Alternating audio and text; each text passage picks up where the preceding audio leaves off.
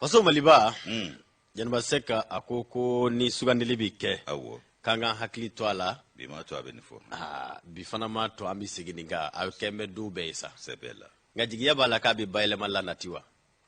aywa nani ma ay munu fo nanu ma masina u benala o dun garske ko di sigatola o garske ko badi parce que ma kemande ki mani vignando faka je ko ni je ko ma make o tiganzo ya ko de dana ya fana so o fana soro ka gele o magada mala ko ningele tiga mala ko ningele ala ka no ya amin Koromro ambe lajebani lameba belajelen fo sango min bi talike munun be ni wati sugandi wala sa ka kunafuni gafo ka ulu kono kungangu kibara ko lasro biye araba e san kalo tana na bi octobre kalo kufo kile muga ani wolonvla samba fla ani muga ni kile iba ye ka fo min bi talike ni wati nasira abe kunafuni gafo kono kungangu kibara o lase wati kufo wati min fana ni ambe kawle konnana wati min ni mabse ga fo fengena koni bilama usebe koro sera kosobe kuma fana do kuma min ni mura sebe koro ka cabi kosobe ni ya jatimina ni sumaya nunu mbele dele kulunzo menwana nga o wati mi nan fana kanga donc a fo mi mitalike wati baylema ambo fana kuma fana na sango funene be ki senze kana doni anye blafien obe gachi olu be gachi doni o kuma ka foli di ma ani lameba ni lajeba bele dele ka fima ki sanogo dugara ibismillah marhaba ni busela bismillah jaranye e kado janyo masambi yere fo ajara distribuer marhaba bashi kondila bashi futi alhamdulillah bashi futi o yanjoro na ko yeni bashi gasitulu la ka bashi futi ala tanuka barikada tubarikallah sufla masaka wala nyumando sanga ani wati kene beka wa ka keta be fanana nani jabaru masatanu rasulu be tanuka barikada ni ga wala nyumando ne mane kishi bayala ko jide aka alena ka so dingo ani saban na nyuman kelen be kado ne mane kishi ala ka jidu bela jile ka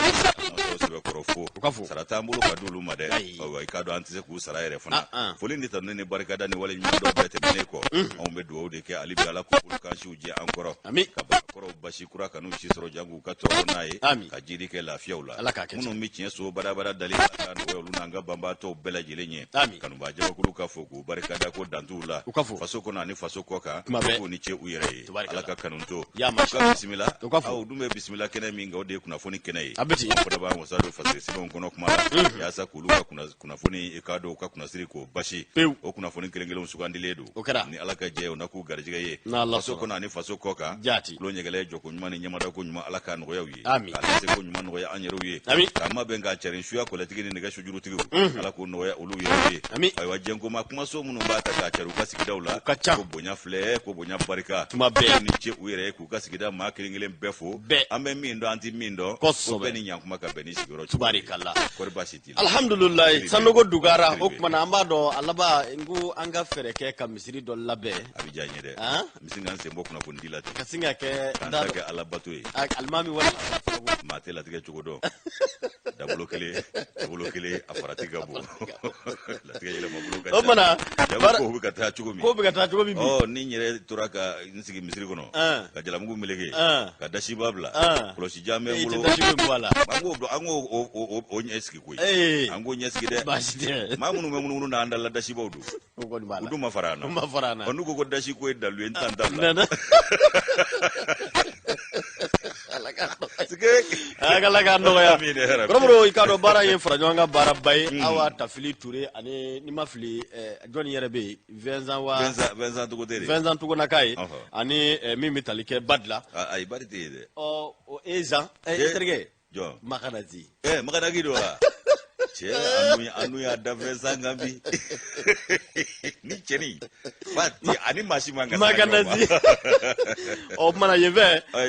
anage mon père Draman dagi to bari alebi no mana bara yi franywanga bara bay koromro o kuma kuna fundi gafu ambado ka fo mi yelaje bawo ni lambo beski kunye wala saka kibaro lasro boledo ka chaya ansera ka munu nugo lu sugande ni gurula kuma bate ba ulu kilingile ulu bina lase ka do ka fo manangana sabu sebe numbi fasari ka do ka fo to ukana o kuma na ka fo beki bismillah o kuma nga kara kurula akaketi abukete itamne base ni adi ambamle ni barika ani dado manyanye bi ikado independent ale koni mbora independent boko baduru ikado kemesaba ani mugani woro koromro mimbi talike Musa Sayon Kamarala ale kembe ka kalmu kalata ko baylema mimbi ka taka nyishi anga politiki ananga ikado jamana ere chakeda baw no reform politique institutionnelle o kuma ko mabse ka fo kunumba ko wulla ka bla bakene sanve mimbi talike kolonel Hasimi Goitala ma ba munu ni bolunga neshina uluma ko munu mako panel de hot personnalité ikado sigiba mi no bara ubisina o kuma na mimbi talike fasirike bala Musa Sayon ko ikado mimbi talike hakila jigna kolonel Hasimi Goita ayeni manu nika ubismillah o kuma na bismillah fana kele ko o kuma na kalaba mimbi talike bara konna ka dakun ka yira ulla wadriba ko hali nasoro wati min tumbulu dala no bi talike sika fola ukama ko assise national koromro mimbi bayela ma ko fo ka nyeshi anga jamana o kuma na majinga munumbe Allah ma baw anikado ka fo ma hakli ferelu ulu ko ni zugandira mata ani konondo bunyango ikado fatirike ba yi kanto ka fo kolel Hasimi Goita alere no bismillah ikado mi masake danga erela no be kuluba ko fo wadriba ko kalo klita ani woro na bi octobre kalo ko fo mi uye kado jamana mara masake kolel Hasimi Goita nasoro uye kado mine do ni ko sugandi mine munu no lubina ke kado sika fo labbe ni fere o labbe bawye o assise national kungangu kibareya amine kuvolo o de panel de haute personnalité o kuma o ma ku folo olu ko ni sugandira commission nationale d'organisation des assises korobro o kuma o ye ko labbe mbawre munu no lu fana bina sigi senga walma ikado bara bina dimunu ma ikado ko mi talike mi premier ministre na bishugal kola maiga kufo adriba ko kunungo ikado kuluba kolonel Hasimi Goita panel munu obi talike panel de haute personnalité no ye ma ba munu no ye ma hakli ferelunye munu ngoni sugandira ni ka ke ikado jamana domba jonjonye jamana ikado akunu na bi abela jelebi na lawari ne ka wuli ka jo ko lu jatimine munga kanga ke ikado ka fo ka beni malide yere dambe ani atabulo ye malide mago be munna ko mro mi talike dimi munu be jamana dimna ba ka abayela mani yelama chugo jmonye ko nunu ye ngan yaw ni hakilna ye ni ma ba munu no lu sugandile fle kolel Hasimi Goita o kuma na ale koni kuma ta unye koro ayira ka fo dana ya koni be da uka ikado jamana deum bela jele koni wuli ka joko labbe wala sa jamana deum hakilna ni hamina mimbe ulla mali mago be jamala minyira la kormo ko mali ka se ka labbe tiza adriba ko ni kulumi na afle na bi kado panel de haute personnalité ko fo munu mina assise ni ka bara o kuma na anyemine biro ke ka nyema ya ube kado jamana ministre koro do bulu ukama ko Zeni Mulai ale ikado ka fo ma nyema ye mata ani sheki ulu fana sugandi be ni ka fara Zeni Mulai ale ka o mata ani sheki konnana koromro ka bela jile ye mawi munu no la kuda dina jamana bara ula munu ye ikado ma hakli ferelu nye ado ye ikado ministre koro do ukama ko Seydou Traoré ifo ka se ikado ka fo mimbi talke general ya Musa Kamara madam Maiga Sina Damba ani ikado mi ni obi talke Mohamed Al-Husseini Touré o kuma na mimni o ye médiateur de la République fanaye ko fana fara ni bela jile ka koromro ko mi ye tariki domba yo ko ko historien mamunu fana ekri ani sariya yere ulu nye dugudugu nun domba ani ikado mamunu fana be no lu ye kuma na kokoro domba ye no ye avocat ye nunu bela jile bu nyanzoro ni kulu bayingono ikado ko ni kulu mi na sigle fle no ye paneli nye ku ko ni ga bara bi bu fe mununga ude baylema ka kanga ke ketugo jmeuna ani ikado fero jmeunga nga se ka soro kamali de bela jile hamina no konna kungango kibara nika ulame wala saka laba ka jabi ula jonjo nika usoro ula adriba ko ni walimi ni akelefle assise national panel mau o kuma na ku konye ikado krofo nika ufanata yaira ka fo mimbi talikeni bara ningel minne akuma na ataraka di uma jamana de ulu bina lame wa ikado ni malide mogobe malila kromro ko kuma na malide bela jile bi se ki yere ye ningu ngono beka boke ka hamina ni jorona nika ikado ko lase ka laba ko langali baw ni ya me ka fo ko kuma na ko ibe ikado kanuke koromro ki nyere kunkano ode kanu kunvoloi o kuma na akaka bi malidiunga ikado jamana ni ka kanu ni ka laba ko gelamu numbe akono koromro ni ku dado ubela jilela ube fere mununge koromro ko bara o kakanga seka ikado ka fe kulke ko ni ga ke kulla sabatlimboyi Musa Sayon Kamara ka fola akoko ni ataka jatumne mi paneli nyenga fo siga fo na kumbulu daledu koromro ni ka bla ka bi octobre kali o kuma klimu gani durula nga ko abora adogo koro amono kun boro kun te dore mi no bi talika bara munu be na ke aka ke bara jelo ye bara laki kawye bara munu n'olu be aka do min bi ke sababu ye ka bela jile ke ki yere ye akono o de atoka ko ni mono bola ne ka bla ka do décembre kalo kile muga ani woro ka ta bla ka do ko fo min mi talike novembre kalo nga fo novembre kalo kile muga ni woro ka ta bla décembre kalo ale muga ani woro ula nga fo novembre kalo kile muga ani fla ka ta bla décembre kalo kile muga ani woro la ka kunti dore o kuma kalo kele min tale fleni mamunu zugandile fle u ka bla u kuma na bara ke yoro nunna anu kai ka do hakilno ku lu nyini ku do bara ka kanga ke ketugo minna koromro o kuma na asukona nyaw ni mi mitali ke bara munun bi ke o bu berka ke kullat ke loya ani kulla benunye wala sa mashi kana ire ye ikaro dengra vela ni goila tugo mina fadri anya bo independent konna Musa Sayon ale ka fazili du na kera akekola abe ankishi taga sigi chama ni kuba kuntan chama ma abake kunye o mamunu fana suga dile fleni abe kodona ye abe ikado jiyabu beka uye joro ufa jiyabu ka wa ufa mi aledo o kadra kono on bi duo de fana kuye mina mi sigile flu koroni alaka afali mina afali seku ya masha mina mi sigile flu koroni alaka tali seku adabora kumingama alako ke jamana de jamana de unyesa dokera on yala wele kuma be nga ka chama mimi na mbobulu la ala ko bara inga on yesa amana ke mashi oshi mimi na mali bobulu la ala ko chi on ma refondation anga digiya ke ukan ka fo ministre no ye Ibrahim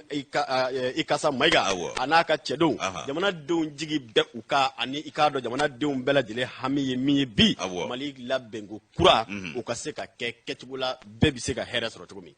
ala ka ke o fole ya mashallah masa kuna foni di chugo nyana mali ikado ka fo ala bengo kura ani jose ngura ko ikado ako igado mabse ka fo ka sementi ale do ni sira do ye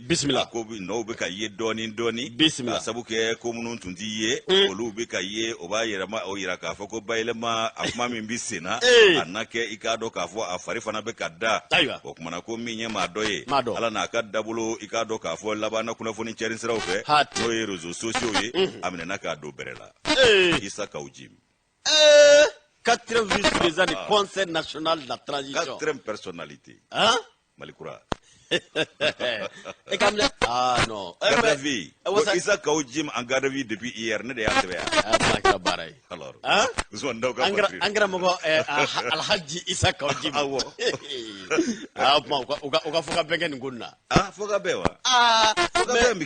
député mine fana mano de député yere minani de kanu wani febe député mine may jamana ma de député mine yere de be jamana gi rekli wodi député mine na ay sabali ma gwanza ina kliu bismillah ama di furugoro jigi bi tige ka na dam na shila bebe kamana gba adu me ko mali furugoro jigi tige dam ne na de joni fana yeni wele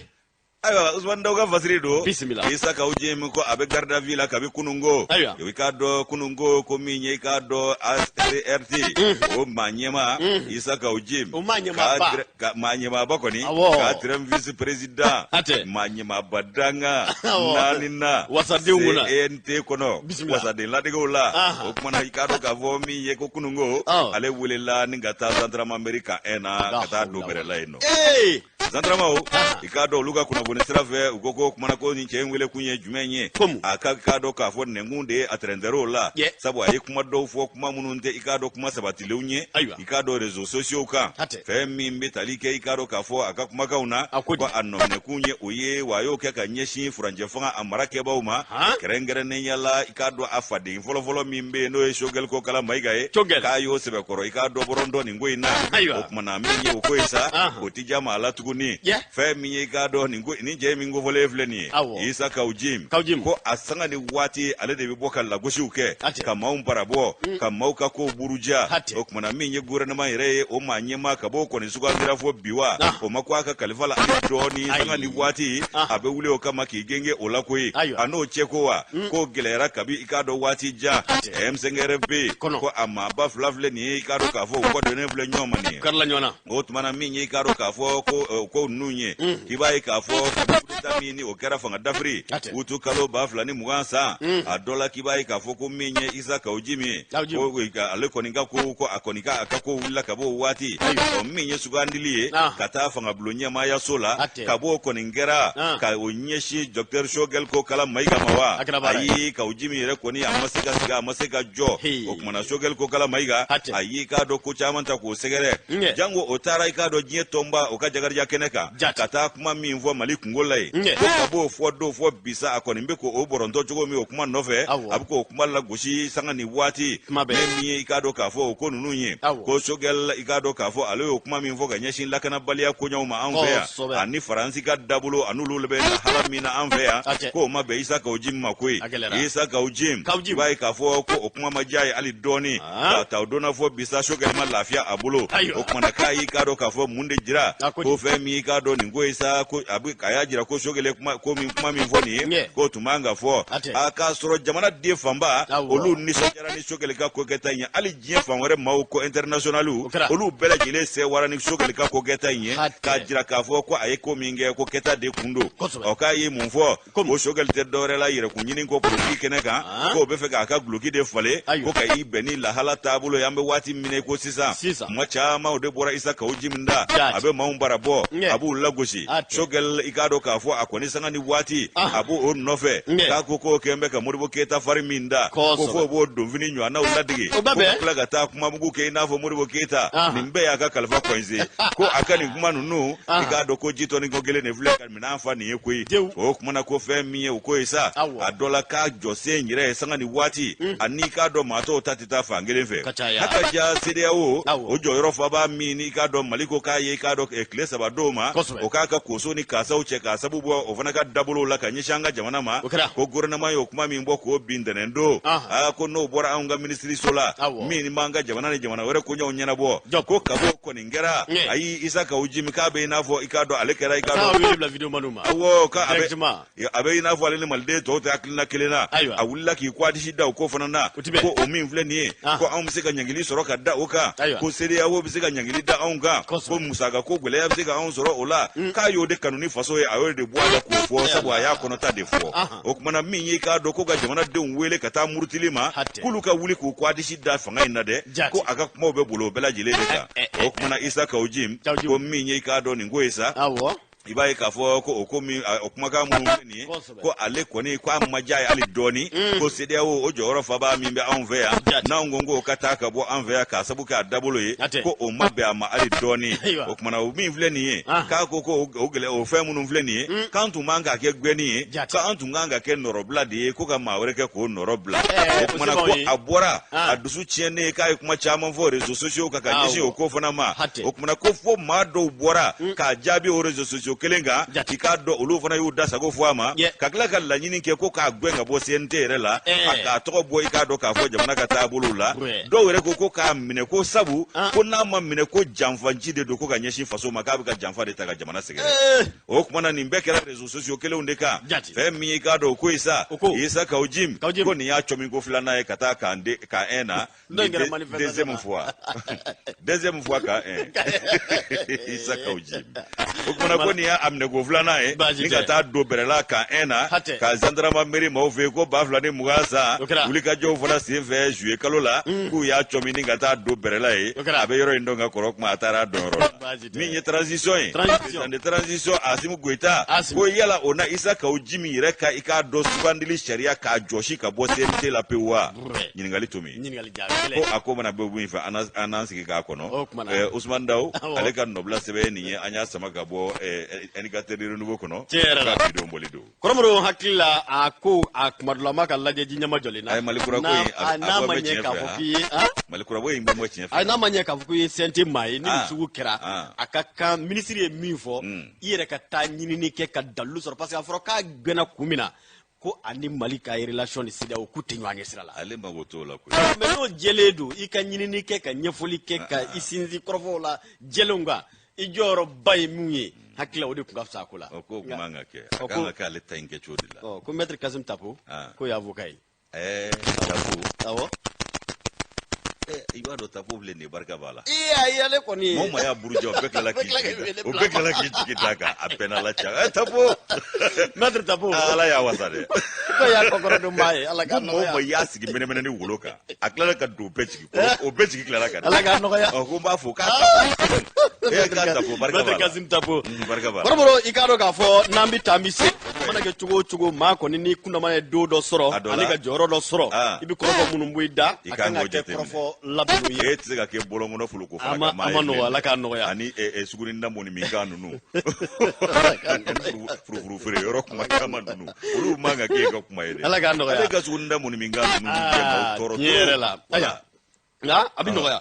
ikado enegata diro nouveau kuma me kromro ambita kenyeba mimbi talike ikado lasana kamarala ale ye chambre de minna ulu ka representant mimbe kenyeba kromro ko wati dokera ikado ni wati laba nuna doko ni mbora no ye ikado ko alu jallo o kuma na ka jala kinyeshi amaka foko akoni kera ikado de kun tabaye ne ka nyeshi minema minemu ni jamana yere tara o mine ikado ko ulu be saria suso la sanu boli kunga kibadala o kuma na ko mimbi talike alu jallo la o ko wasa ton ere ikado ko akoko ayi o ma nyema ye ko asoro ma nyema dangado kale bora ni ka fo ko mine munu ni jamana yo mine ikado ishe nyena ikado sanrabu nyena juju nyena o kuma na ko lasana kamara ko o dekfle ne ko mine ko lasegi shinwa ma ikado lasana kamara mali krabe danga mine ya fo chugumina bi ni ko fore ikami ni nyete ikani sigi ki dawa idamne de ibe bo ikado ki ka jabi bo ko lasana kamara président de la chambre des mines ikado ko il se défend ka bora ka ko détournement mi no bi talike minengo munu no olu minena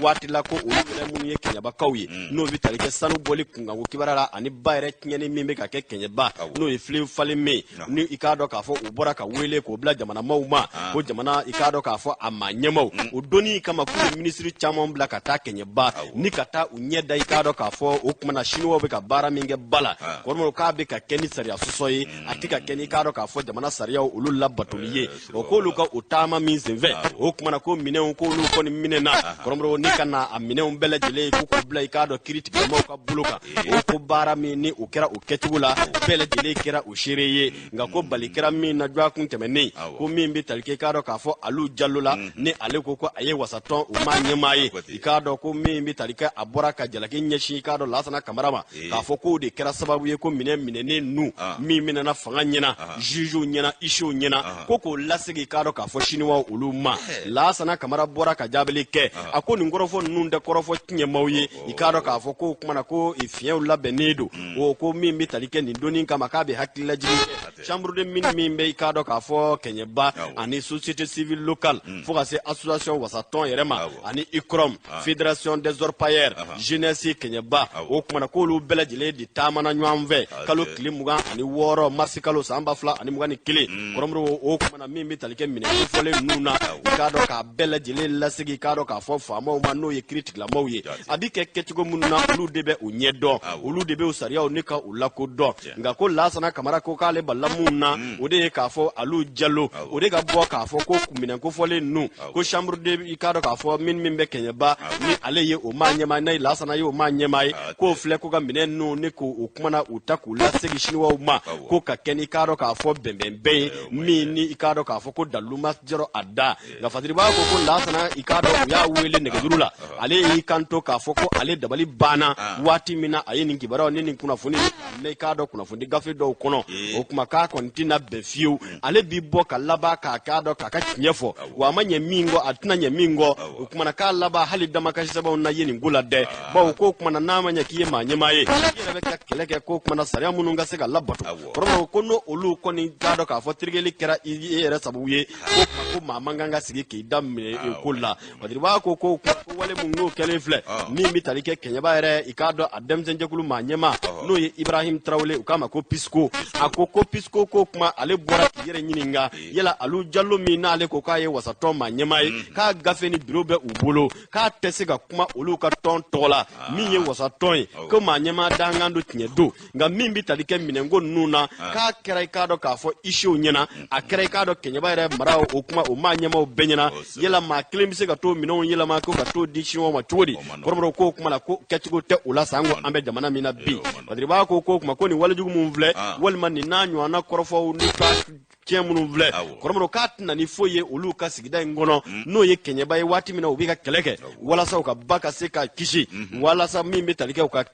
kungo la u ka se ka kisi ka sababu kɛ siniwaw bɛ ka taa i k'a dɔn sariya sɔ minnu kɛ o tuma ko olu ka o wuli ka jɔ ko maa kelen ka tɔnɔ ɲini de nɔfɛtɔ ko ye nin ye wa munna a b'i k'a dɔn k'a fɔ kɔrɔfɔw labɛn minnu n'u dalilu tɛ a bolo Abiram Jamtini ale ka fasiri ye nin ye i k'a dɔn k'a fɔ an y'a bɔ éducateur du renouveau kɔnɔ nin bɛɛ de bɛ malidenya la bi koyi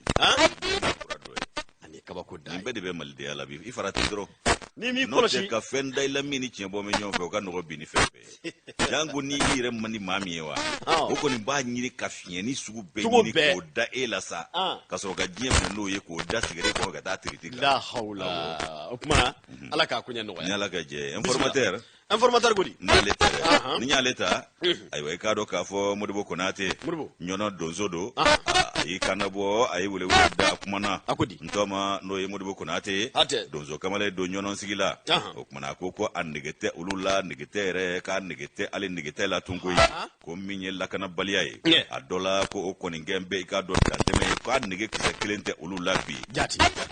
ni y'ale ka nɔbila sen bɛ informateur kɔnɔ Jaka fɔla i b'a ye k'a fɔ Modibo Konate a ka kumaw laseli la a y'i k'a dɔn jakɛ ja min n'a bɛ i k'a dɔn miniti 2 ani k'a seconde 54 bɛ ɲɔgɔn bɔ ntɔma n'o ye Modibo Konate ko Konate sanfɛ Konare duguma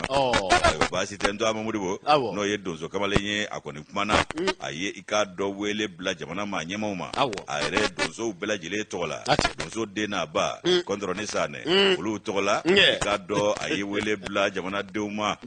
k'a jira jamana maa ɲɛmaw ma k'a jira k'a fɔ ko lakanabaliya a bɛ jɔyɔrɔ min na bi k'ulu k'u jɔyɔrɔ fa ko n'u m'u jɔyɔrɔ fa ko suranfiye na dugu jan bolo koyi a y'u wele ka taa jɔyɔrɔ fa de ma Jaka fɔla ko min ye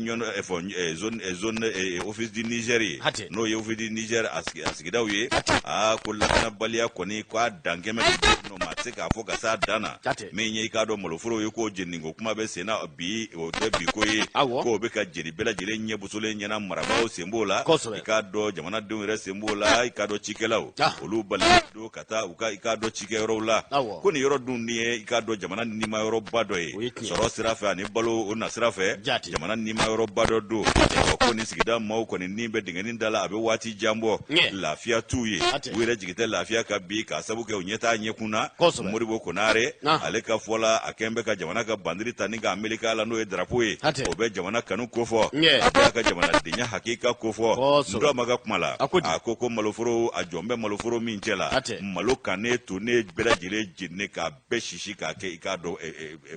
finfin ye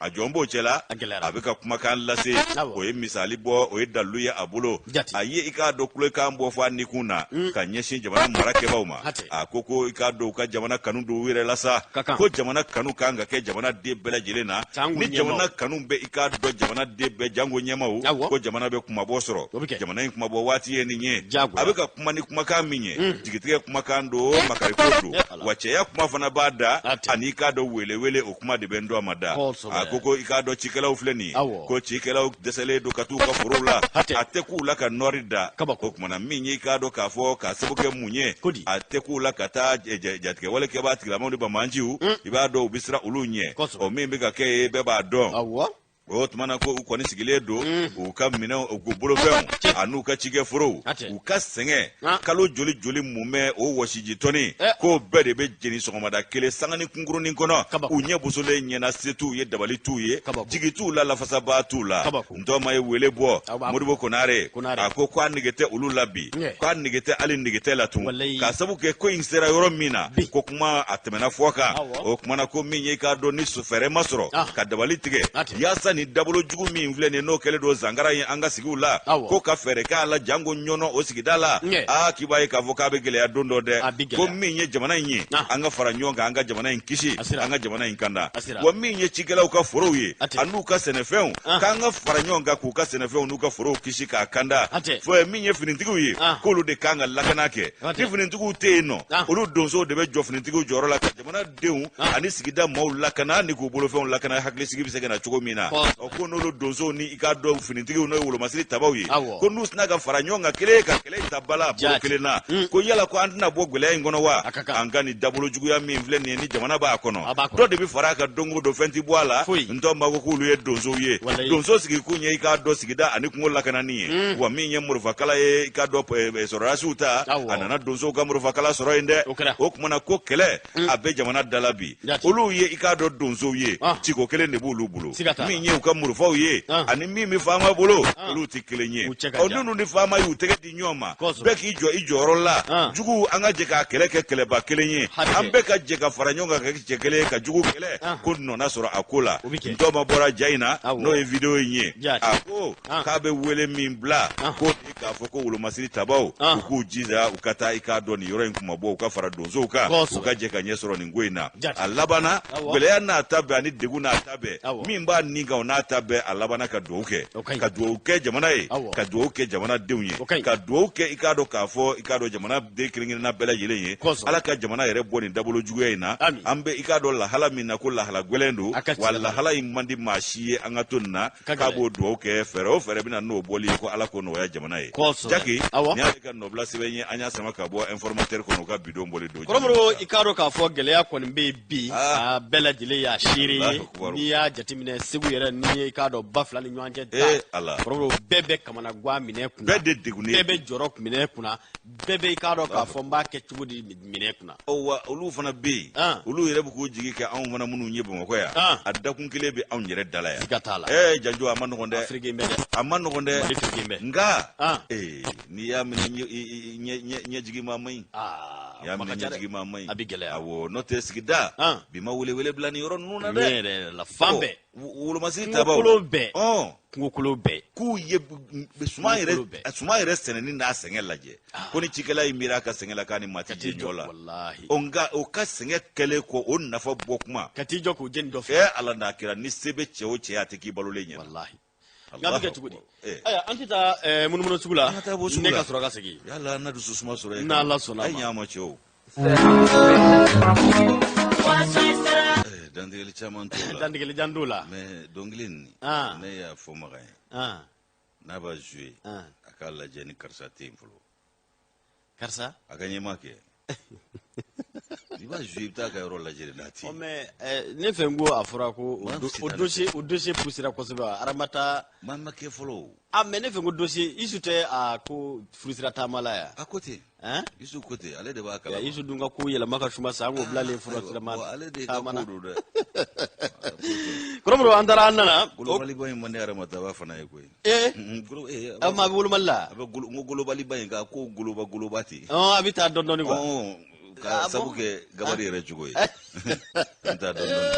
aw ba plaisir a y'a to daba masa mɔ n'o tɛ Makan n'a bɛ dɔnkili in da a ka jateminɛ Makan y'i kɔlɔsi dɛ o tumana i tension don kɔrɔmɔrɔ o tumana min bɛ tali kɛ kɛnɛ kɔnɔna hakili la lamɛnbaa ni lajɛbaa bɛɛ lajɛlen dɔw ko yanni an bɛna Dawuda Magasa ɲininka n'a sɔrɔ yanni Nara sira bɛ cogo min parce que paraît que goudron bɛ sen na mais a ko a ma se fɔlɔ a dun k'a se dɛ n'u de y'an bila Mauritanie port la ka bɔ k'a se dɛ a dɔw la CEDEAO ko Mauritanie tɛ CEDEAO la Mauritanie yɛrɛ fana t'anw ɲinba ye koyi ayi nin ko kumaba an t'an yɛrɛ ɲini de an b'an yɛrɛ ɲini nka yɛrɛ ɲini fana n'i taara i yɛrɛ ci jugu da yɛrɛ ɲini sen fɛ i na nimisa yɛrɛ ɲini dɔw la an k'an yɛrɛ ɲini cogo dɔn dɛ yɛrɛ ɲini dɔw kana taa kɛ kunbala ye i k'i sen da yɔrɔ dɔn dɛ o mana Dawuda Magasa an b'a dɔn ni sira kɔni teliyara lala Nara banna sɔrɔ o senfɛ ayiwa maa t'a fɔ kare ba dɔrɔn wa i Faransi Kɔnɛ bɛ yen nɔ ale yɛrɛ ko k'a bɛ Suraka Gulogiba ci ne ma fo jɔ don ma ye fɔlɔ a bɛ Nara ye wa Dawuda ta y'o ye o ma kori Nara ka kori tɔma ninnu fana de ye Faransi ye yen nɔ wa tamani ka lasigiden fana don Gulogiba ma na halisa Suraka Gulogiba ma ye dɛ o kumana kɛra baara ne ko n'a bɛ Yusu ta fɛ a ko jateminɛ dɛ o kana janya laban kana kɛ birifini ye dɛ ala ka nɔgɔya kɔrɔbɔrɔ o kumana an bɛ lamɛnbaaw ni lajɛbaaw fo minnu tɛ se ka tweet u tɛ ɲinɛ AC 2000 la Sɔrɔna Siyaka Sangare bɛ k'an lajɛ an b'a fo kɛnɛ kan nin kɛnɛ in kɔnɔna na o kumana kunnafoniya tɔ minnu bɛ yen an bɛna taama nɔfɛ madame Duɲɔ Yakuni Duɲɔ fana ale fana bɛ k'an lajɛ nin waati in na o kumana an b'a kɛ cogo di commerce la Ablaye Mayiga bɛ k'an filɛ awɔ ani pharmacie Kura Verte la min ye Mariam be ale bi ka bada Mariam Jallo Jeri na la sona ambi fana ko fo commerce da to la express bonko ne be singa mbulu mono ba no fe oromro min ye Mustafa André Sarr ale fana bora ka nyefolu ke ka fo ko miliyari mugan o kuma na ko kon be compte kono ni abika do ka fo fond de garantie du secteur privé ko fo ikado ko wati ko ni gungera ko ba chama ngumi ki yera nyininga ni nafulu koina ale min ye directeur ye min be fond garantie du secteur privé kuna Mustafa André Sarr koromro ka ko ni kado ka fo rapport walma akele ko ka bara mununke ulu ko ni yirali senve ka ye kado ka fo nogo boku bele jilela ka fo min bi talike musaka min ngoni blara ulu ka ikado ka fo buluka wala saka demeni demenyoya ta ka nyishi kado ka fo chakeda yere chakeda uma o kuma ko o musaka ko koromro ko min bi talike musaka wala ko miliyari mugambunyangu ou be au compte konnana les 20 milliards de francs CFA sont dans les comptes de FGSPSA Patrick on y kanto no Musa Jarai ako ko min bi talike ikado ka fo Mustafa André Sarla ka ye nyefolu ke ni ko nguna ka fo min bi talike ni fo yere la ni ukama ko fond de garantie du secteur privé o kuma na ka nyefolu yere ta ko nyeshin uma wati wala wati munu ni kado gelya ye kado jamana soro na bi bana tugu fo no obi coronavirus kufo o ko coronavirus wati mina ikado ka nanna o ko mi yanga jamana marabawye uli ngania o nika utaka fo demeni demenyonya ta ka nyeshi kado ka fo chake dauma aka jamali yere nga fo mi a chake daw bela jile o bi ke ketugo mununa koromro kuma na ko ketugo debe ako konnana o ko wati munna ikado ka fo ni kontu dailela kuma na ka na fulo ka ko ni ikado donjugo debe alla wa ikado ko kuma tasiraw ni atemeziraw debe alla juma temene octobre kalo klimuga ani fla ikado mi bi talike Mustafa ikado André Sarla o ko ayre nyefolu chamange ka fo verificateur général no be vegal aleka mo ko fo wati munna ulu kon tare ikado segesegalula ulu ko miliyari ngafo miliyari woro ani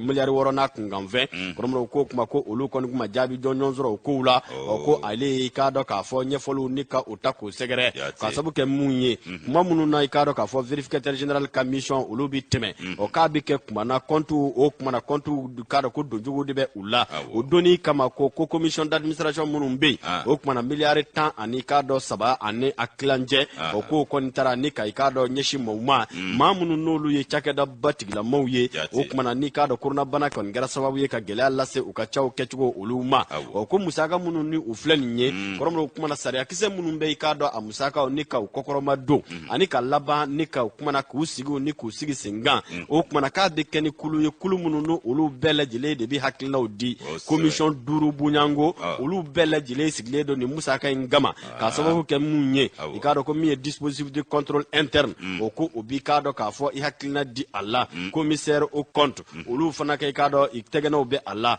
comité audité o kuma na ko o fana sembe ikado musaka ikado adonjugo na bochugula conseil d'administration o kuma na ani dispositif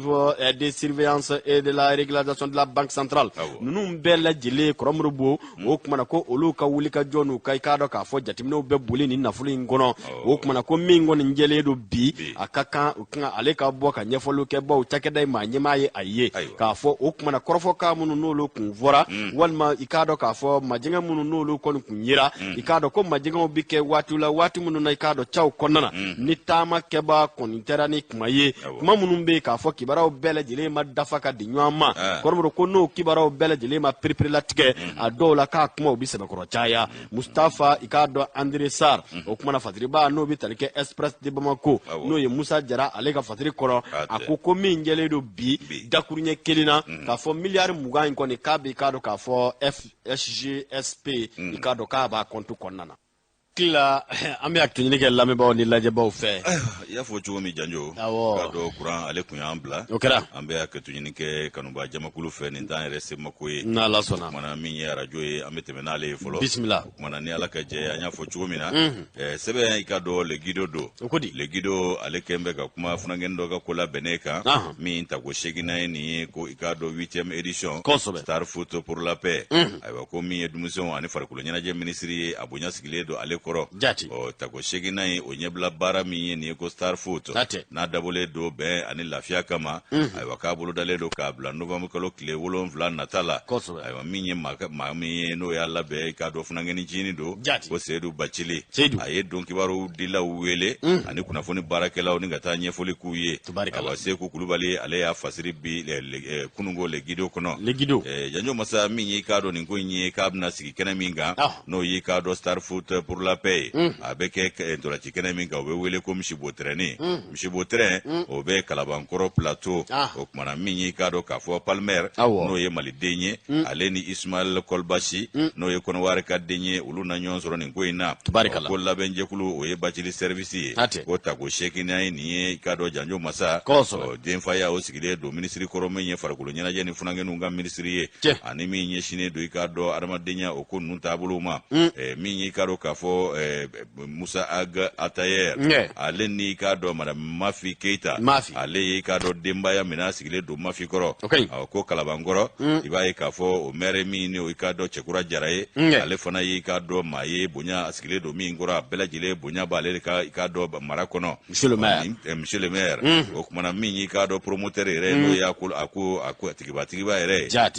Star Foot pour la paix Seydou Bacili a ko hakilina in kun ye min ye ani baara bolodalen kun ye min ye yɛlɛma o ka kɛ denmisɛnw hakilina ani k'a dɔ k'a fɔ taabolo ɲuman u ka du kɔrɔ u ka kisi k'a dɔ ɲɛnamini furaw ani k'a dɔ tiɲɛni juguw ni jogojuguw tali ma k'a kun ye o ye ka tila ka fara ɲɔgɔn kan ka galabu don denmisɛnw na u ka fara ɲɔgɔn kan k'o kɛ ni nisɔndiya ye ayiwa ka tila k'u ka maaya k'o tabiya ɲumanw sinsin k'a sɔrɔ a ma kɛ ni k'a dɔ ɲɛnamini furakisɛw ye a ma kɛ ni k'a dɔ min ye o kumana ko a hakilina kun y'o ye basigi ni lafiya fana ka na maaya la ani k'a dɔ denmisɛnw yɛrɛ dama ni ɲɔgɔn cɛ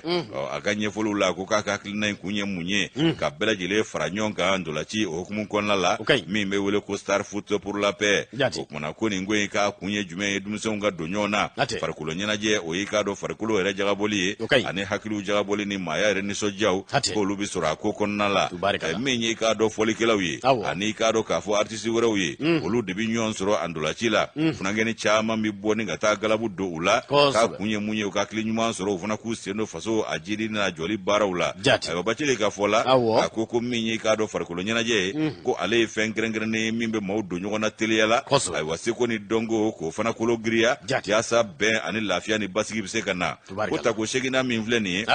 i b'a ye k'a fɔ ko funangɛniw caman bɛ bɔ i n'a fɔ kɔrɔlenko ka taa ɲɔgɔn sɔrɔ a ndolanci in kɛnɛ kan n'o ye Star Foot pour la paix ye o kumana Bacili a ko k'a bɛ wele bila jamana maa ɲɛmaw ma ani mara kɛbaaw k'u k'a dɛmɛ nin ko in na yaasa nin bɛ se ka kɛ ko kuntalajan ye a ka kɛ fɛn basigilen ye hakilina in kun ye i k'a dɔn k'a fɔ lafiya ka na ani basigi o bɛ se ka sɔrɔ cogo min maaw ka don ɲɔgɔn na k'a kun ye o ye ni dɛmɛ kɛra ka fara o kan k'a bɛ i k'a dɔn a tɔ kolo don olu bolo Seku Kulubali ni y'ale ka nɔbila sɛbɛn an y'a bɔ gido kɔnɔ i k'a dɔn Janjo Masa olu ka kununko bɔli don kɔrɔmuru hakili la min bɛ tali kɛ farikolo ɲɛnajɛ la o ye ko duman ye wa ko min don a y'a fɔ cogo min na a bɛ mɔgɔw tin don ɲɔgɔn na kosɛbɛ ayiwa yan kɔni minɛ hali n'a ma siyani an taara kosɛbɛ an b'a dɔn min ye bankiw ye olu fana bɛ grève la o kɔnɔ ko a bankiw ta kɔni bankiw bɛ grève la taji feerelaw fana bɛ grève la taji feerelaw olu kɔni ka grève kuma bi yan fɛn min ye i k'a dɔn Shell Total ale ni Oryx olu bɛ taji feerelaw minnu bɛ yen n'o ye pompisiw ye wa k'u ye i k'a dɔn baarabila boloda ko ye ko baarabila min bɛna kɛ tile 3 baarabila ye Janjo Masa ayiwa k'a bɛna kɛ sababu ye ka cakɛda caman bisi basa bolifɛntigi caman fana k'o ɲɛna guwa ko tabada kala k'a sababu kɛ fɛn min ye ninnu ka baara a taabolo ani u k'a dɔn u ka ca kɛcogo a dɔ la k'a kuma fɔra waati min na ntɛnɛn ni tarata kɔni k'i k'a dɔn k'a fɔ ko bolifɛntigiw ye girin daminɛ ka taa u ka bolifɛnw fa dɔw taara i k'a dɔn ni i k'a dɔn gongonw ye ko min ma ko sirekan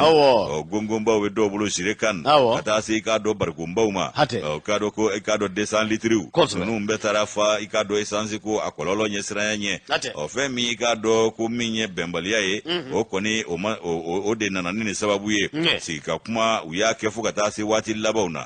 ko nyema soro ala o masika nyon famu Orixi Total leni Shell ikado ka fo taji fere law alala ko kumana ku be yoro beddatu ka bene ala musa e fasiri ke ba ka fola o kumana ko minye ikado wele ku ya bla ka barakela bela jile mabbe ka bara nyongiri o kumana ka sabu ke munye ko gweni o damandanta le do ka nyeshu ka mado maseko setigi ya gweni ai wako ka suruma bluka hake kono o fana ki boye ikado ku ka ko tiga ke anyema sharia o tiga bato kola sharia o suzole do ko minye ikado ni ngoisa o ka barakela kulu be la jabani senge kono jiye dongo do ube misimisi de la jiye dongo do o minyi ka do mado ye ale re funteni kunga bo kosebe no ye kaja Karija Dumbia ye ale secrétaire général adjoint ye e ma syndicat jekulu olu togola minyi taji fere lawe ku be ka olu joli mi olu joli susu wabuka balo olu joli la ka chage dawla ko minyi ka do ni ngo isa kulu wule do ku ka hage de nyinu ma fenwere nyinu ka hage ko o ma ka do dangari mala o kuma minyi ka do kulu ka boni la hala ngono sala hala mi ni matseka ikado to ala bada o ko mi etaji fere yoro ye o ba ika fo ko ulu ko nembe ka ka barakela o mine chugo mina ka do tiga mina ne adamade ya mina na yere ye o bi ka do ke na fo mani fiunte o kuma ku ko dabla te kulu ka hake afana nyini kuma sera kulu fana wili mu ka hake nyini na o mama to fo ko ku ka hake de barakela o ka blo ka hake kono ku ya nyini ka dese ginu ulu ka chage bulu ta bulu laje ti ba ika fo kwa de kun ka bu wasarane membe du ma miskine sarani ate bo kalola ka kalo soro dona duguje sarado o kumana ko minye ka do ka fo fika ika do manyuma ko nunge ki ka kalo dagun o ko minye ka do grevu nye no barablanye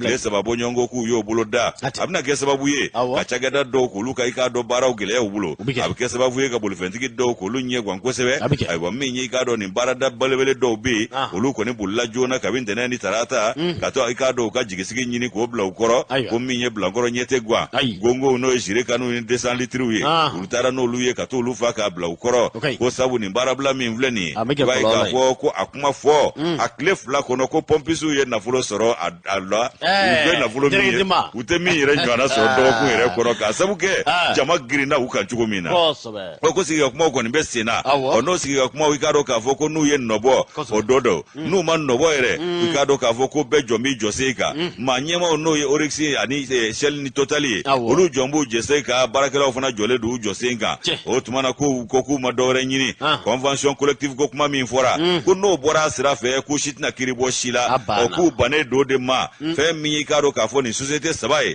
a dola ko mi ya ko e ko barakela ko ngembe ka ngenya nyimi bi Sulemani Samake secrétaire général du comité syndical Shell togola ale ya jira ka fo ko mi karo ni ngunyi ainye folike ka wala akoko ni chageda saba mi vle no station sabaye Shell Orixi ani Total iba ka fo ko ni ikado kabiso mada fe 6h du matin barakela be wuli kana baradala be Cleo triki troko la foka ta se 2h du matin ma odu o mana ko niyo sarata ko danye koro ko ikado kritika kanye ka sharia tika nyema wa ulutu ka ikado hage kono o kona timene gode wati mi manu je be barakela do foni ka fili ka soro benga de boni nyonche no e contrat e ku foni ka fili ba fo ma gwanzan contrat est déterminé de ba oni nyonche Sidi Goro ale secrétaire général ye comité syndical Orixi tola ko ale gwena akalo tan nani ni ka bo para la ali kuma fwaye o kuma ale gwene ale ko ni alam ne ka tada alaka o kuma ka te fo ila ni wati na ka gwengun ye jumenye ka ya ka syndicat ya bara de ke ko joro fa gena ka bo bara la te kabako agengun de ni o syndicat ya kunye jumenye o ko Sidi Goro ale ko ni bo sigila kalo tan nani o kuma ko ale ko kuma ta ale da ko nga ale tuma sigini fe mi jena ko de kele fleni ale ma bisiki kile ka fo ko ni chakela no etaji fere la wi ku bina galabu soro jango ka galia sili ka fo ku bita grevu la ko no tale ni ko kuma fora chugomi ko na kerate ku jo ale ka nye chugo ka bla folo ka fleli ke kanya ko ila ko chiedo wa Sidi kote ko sabu kalo tani nani bi ale gwene do ka fila be manyuma kola ka foko barakela kelo msega kila ka wuli ka grevu ke ka nyema u kwa dishida ulula aka kera balana ko ya lela ko nga kale dambala ka foko chinye do funa kale ba nye chuko ka benini ko nyi ko nu sera ka bloga hage kono kulu madore nyinu ka hage ko de anu ka barake ko nyuma barake yoro nyuma ani ka do bonya kono ani maya ire tabia nyuma sinsini kono ku madore nyini kuma binga ni fo majago ya ko fo o kuma na ko nu ka ni wuli ka jɔ sera ka ɲɛ sɔrɔ k'a bɛ kɛ sababu ye hali olu minnu gbɛna ka fili a dɔ la ko jate na da olu kan o kuma olu ka laɲini na sabati ko kuma a bɛ fɛn min ɲini u fɛ u ka grève in kɛ fo k'a s'a dan na k'u ka hakɛ don n'a ka kan fani ni y'ale ka nɔbila sɛbɛn an y'a sama ka bɔ informateur kɔnɔ bi don aya waati sɛbɛkɔrɔ kurula nka min bɛ tali kɛ k'a dɔn APK ma ɲɛma kɔrɔmɔrɔ n'o bi k'a dɔn k'a fɔ Sanusi Buya Sila kofɔ k'a kɛlen don ka jalaki bolongɛnden ɲɛsin CMDT ma ɲɛma ma n'o ye minisiri kɔrɔ ye i k'a dɔn k'a fɔ Nango Dambɛlɛ Badiriba n'o bɛ tali kɛ Zirimo Amadu Kojo a ko k'a dɔn ni wale min ni a kɛlen filɛ ko kuma na ko kibaruya dɔ kɔni dira kalo tile 21 n'o bɛ point de presse ko fɔ san 2021 Assemblée permanente des chambres d'agriculture du Mali APK ma ɲɛma Sanusi Buya Sila ko min bɛ tali kɛ docteur Nango Dambɛlɛ la k'a kɛn bɛ ni ka kɔɔri sɛnɛnaw k'olu cɛci be k'i k'a dɔn k'a kɛn bɛ dekunba ye o kuma na min ye k'a dɔn k'a fɔ Sanusi Buya k'olu ye fɛɛrɛ ni dabali bɛɛ tigɛ min bɛ tali kɛ k'a dɔn kɔɔri sɛnɛnaw u ka kulu n'o y'u ka jɛkulu ye a bɛ se ka kɛ k'a dɔn bɛnkan kɔnɔ i n'a fɔ sigi minnu kɛra ka kɔrɔ nka k'a yera k'a jɛya k'a fɔ i k'a dɔn k'a fɔ Nango Dambɛlɛ k'a bɛ ka dɛmɛɲɔgɔnya kɛ dɔw ye ka laban ka dɔw terege ko CMDT maa ɲɛma dun ka baara tɛ o ye nin ye Sanusi Buya ka i k'a dɔn k'a fɔ kumakan ye a ye min fɔ point de presse dɔ senfɛ octobre kalo tile 21 san 2021 ko ni foyi ma kɛ ko min bɛ tali kɛ Nango Dambɛlɛ la k'a kɛlen don ŋɔniba ye bi CMDT kunna a kɛn bɛ ŋɔni ye i k'a dɔn k'a fɔ kɔɔri sɛnɛlaw kan sabu k'u cɛ